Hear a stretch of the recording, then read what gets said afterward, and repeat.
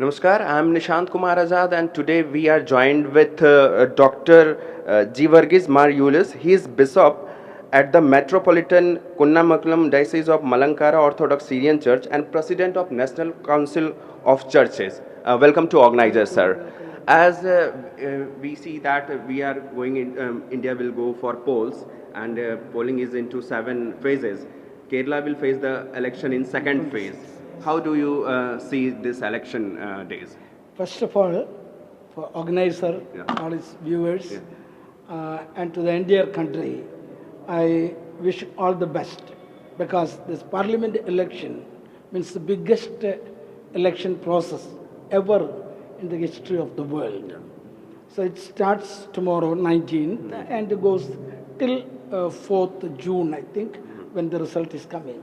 So, as the President of the National Council of Churches, as a citizen of India, I wish all the best for the entire election process.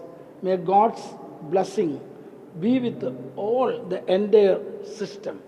We as Indian, we should really proud that this is one of the best method that we are using. You know, after like 70 plus years, you know, after becoming a full republic, we are still very victoriously doing the process of election democracy. So all the best for all those things. I want to ask you that there are allegations that under the Prime Minister Narendra Modi, democracy and constitution is in danger. There are allegations by the opposition party. How do you see this allegation?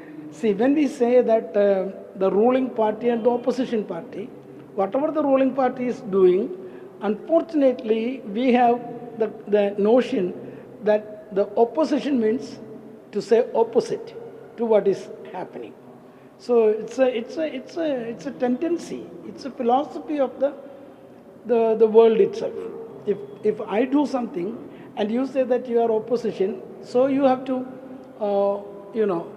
be opposite to whatever my ideology.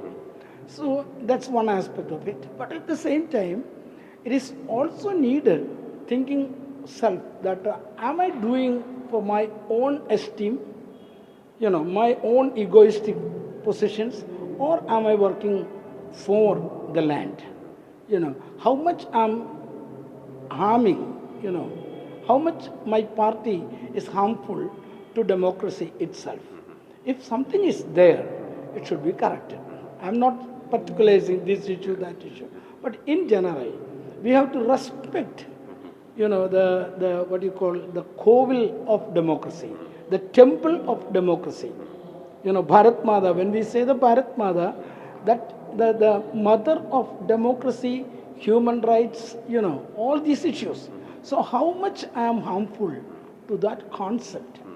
In the last 10 years, we have seen that there are multiple media reports from the Western countries that the freedom of religion is in danger in India.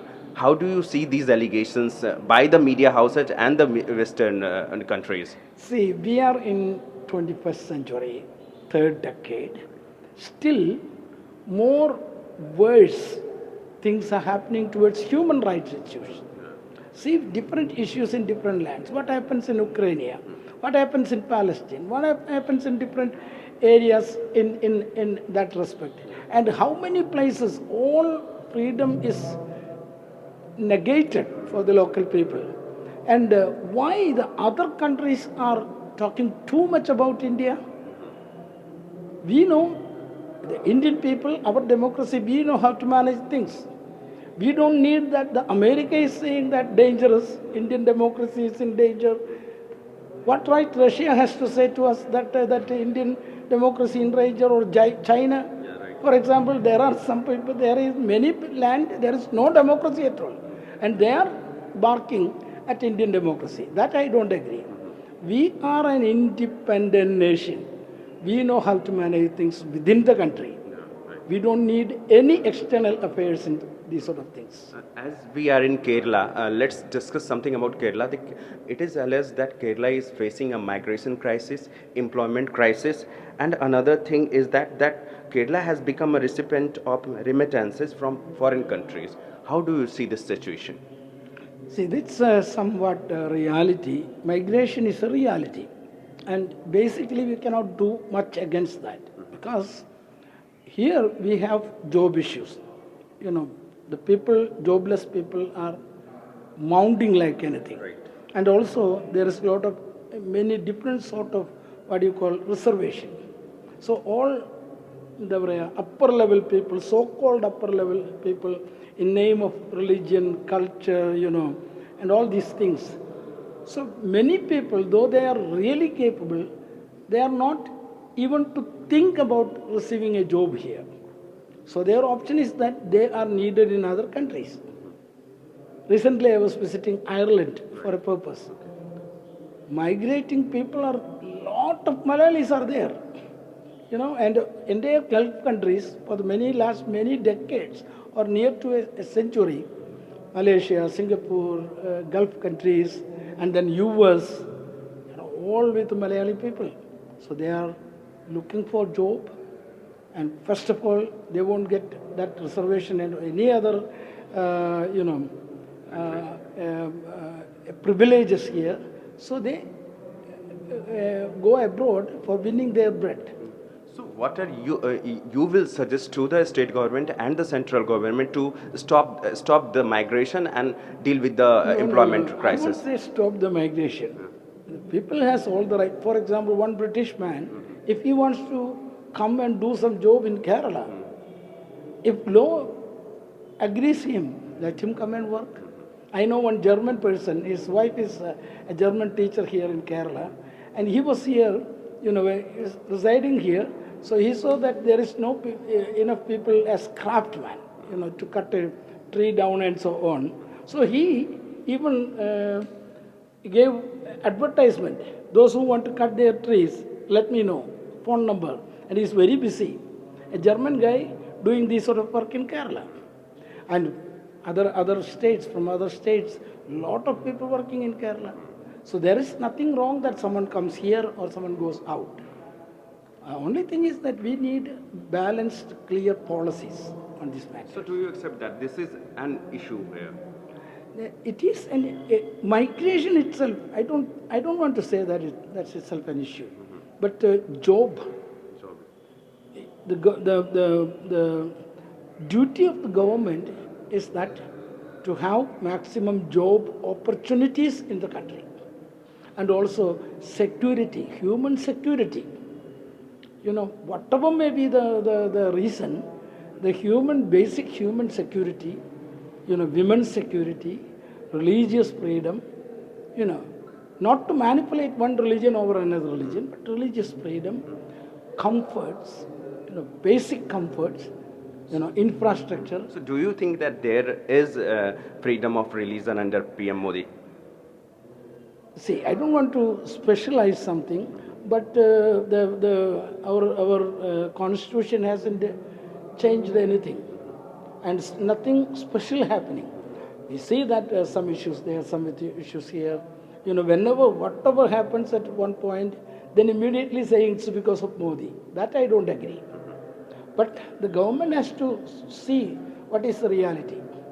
Right. For example, in election time, social media is full of, these sort of things, that this religion is attacking that religion, Christianity is threatened, this, that. But many of these videos, because I am the National Council of Churches President, when I look into it, not all, but many of these things happened 3 years back, 4 years back. Some of these is deep fake. For example, it's a revolt to make it as a movie. So all these things are, So you think there is a consistent attempt to destabilize the society? Do you see that? Yeah, that is there.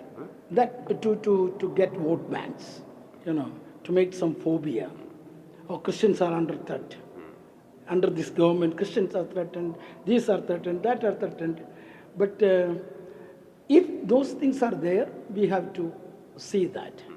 Government should be impartial always. Government should be religiously, balanced, secular. We have the term, especially in India, religio-secularist nation. We are all believers, in different religions or even atheists. That itself is a belief. So we are all believers. But our belief system shouldn't be politicized by some external agencies. Recently, PM Modi has done the Pran Pratishtha at Ayodhya of Ram Mandir. Oh, okay. Last question. One last question. That love jihad is an issue in Kerala. Not only in Kerala, it has been an issue across the country. But there are multiple cases of love jihad coming to the fore from Kerala. And one movie, The Kerala Story, has been made on the issue, which has been shown at multiple places by the churches. How do you see the issue of love jihad? First of all, you have to give a clear definition of love jihad. Love jihad is a recently emerged term. The original term is jihad. Okay. And jihad, as far as I am a teacher, student and teacher of religions, and jihad means you are aggressive, positive, a positive, aggressive attitude to achieve goodness, not for any badness. So jihad means you fight for to achieve goodness, vairagya. We say the word vairagya. Now vairagya has a negative meaning, but originally vairagya means your intense, devotion for a faith system. It has nothing to do with any fanatic stages. And love jihad is now here used that one particular religion, their people is taking people from other religion, and girls are misguided and so on. That aspect, I don't agree with that. If someone is picking up your girls, it is your duty that give them the real, concentration on what they are doing. If a good girl from a good family, is she supposed to, if someone come and say that, okay, come here, dear, should she go like that?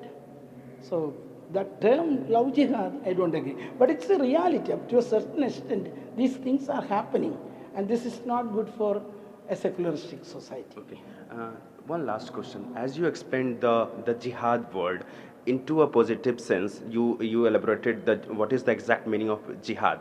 But we are witnessing what is happening in the name of jihad in this country or across the world. We are witnessing that bombs has been exploded and other illegal things.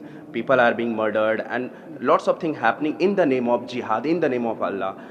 What do you have to say about these peoples who are doing this? Each politicized religion itself has no these sort of agendas. So when religion is using as a weapon by political parties, then all these things comes. Then you can see a lot of contradictions. A positive word jihad is used negatively. And like Ayodhya means no war. But we are making wars on Ayodhya. And one politicized religion says that the others are problem. Other religion says that this is our problem. So this conflict is always there. What I pray to the country, to our people, that think little high on this issue.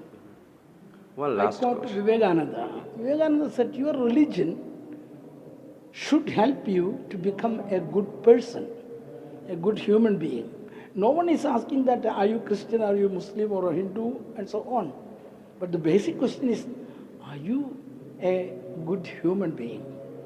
How much you are able to, help others, and how much you are able to pray Loka Samasta Sukhino Bhavantu. One last question. How do you see Modi as a Prime Minister, and do you believe that he will become Prime Minister again? I have no answer right now because this is election time, so I shouldn't make any particular comment on any particular person. Thank you, Bishop. Thank you for joining with Organiser. Thanks a lot.